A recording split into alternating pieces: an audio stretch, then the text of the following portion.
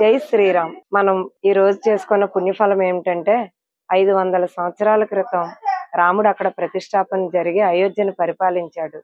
ఆ యొక్క రామరాజ్యం కొన్ని కుటిల నీతుల యొక్క రాజ్యాలు ఇదవటం వలన, వాళ్ళు చేసిన అరాచకాల వలన ఆ రోజు రాముడి యొక్క ఉనికిని పూర్తిగా మనం కోల్పోయాం. అయినా సరే రామనామాన్ని ఈ దేశం వదలలేదు. రాముడి యొక్క సంకీర్తనను ఈ దేశం వదలేదు. ఎన్ని జాతులు, ఎన్ని మతాలు మన హిందూ రాజ్యం మీద దాడి చేసినా, దండెత్తి వచ్చినా మన రాముడు అక్కడే ఉన్నాడు అని ఈ రోజు మనం 500 సంవత్సరాల తర్వాత మన కళను నెరవేర్చుకుంటున్నాం.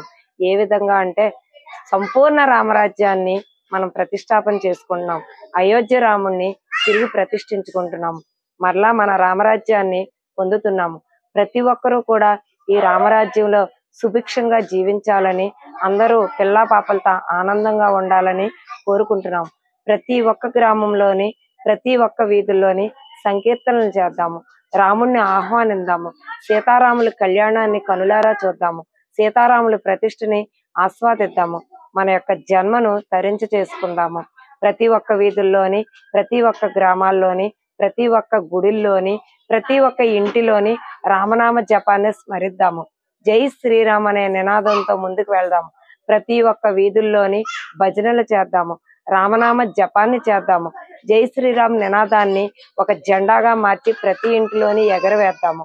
ఈ రోజు రామరాజ్య స్థాపన కొరకు మనము, మన పూర్వీకులు అందరూ కూడా ఎంతో శక్తివంతమైన ఈ రామరాజ్యాన్ని స్థాపించడం కోసం చాలా కష్టపడ్డారు. అందులో మనం భాగస్వాములు అయ్యాము కూడా. ఈ రోజు మన భాగస్వామ్య ప్రతిఫలం ఏంటి అంటే రాజ్యాన్ని స్థాపించడం. ఎటువంటి రాజ్యాన్ని అంటే అయోధ్య రాముడు, రఘుకుల వాసుడు, రఘునందనుడు అంతటి మహానుభావుడిని ఈ రోజు విగ్రహ ప్రతిష్ఠ చేసుకొని మనం ఆనందాన్ని పొందుతాము. ఆ ఆనందంలో డోలలాడుదాము, సంకీర్తనలు చేద్దాము, ఉయ్యలు ఊగుదాము, కీర్తనలు చేద్దాము, భజనలు చేద్దాము. అందరూ కూడా కోలాటాలు నిర్వహించుదాము. కాబట్టి ప్రతి ఒక్కరూ కూడా, మీరందరూ కూడా రామరాజ్యాన్ని స్థాపించడం కొరకే ప్రతి ఒక్కరూ కూడా సంకీర్తనలు చేయండి. అందరూ కూడా చాలా చక్కగా పాటలు పాడండి. చాలా చక్కటి కథలను చెప్పుకోండి. మీ పిల్లలకు రాముడి గురించి కథలుగా చెప్పుకోండి. రామాయణాన్ని చెప్పండి, సుందరాకాండని చెప్పండి. రామాయణంలో ఉన్న మంచి విషయాల్ని మన పిల్లలకు చెప్పి ధర్మబద్ధతతో మన పిల్లలు నడవడికను మార్చుకునే విధంగా మనం కూడా ఉండాలనేసి తెలియచేయండి. రాముడు ఏకపత్ని వ్రతుడు. ప్రపంచంలోని ప్రతి ఒక్కరూ కూడా రాముడిని కొలుస్తున్నారు. రాముడి యొక్క దీక్షను కూడా ప్రతి ఒక్కరూ కూడా ఆహ్వానిస్తున్నారు. తండ్రి కోసం అనేసి రాముడు అడవుల వెంట వెళ్ళాడు. భార్యను చాలా చక్కగా చూసుకున్నాడు.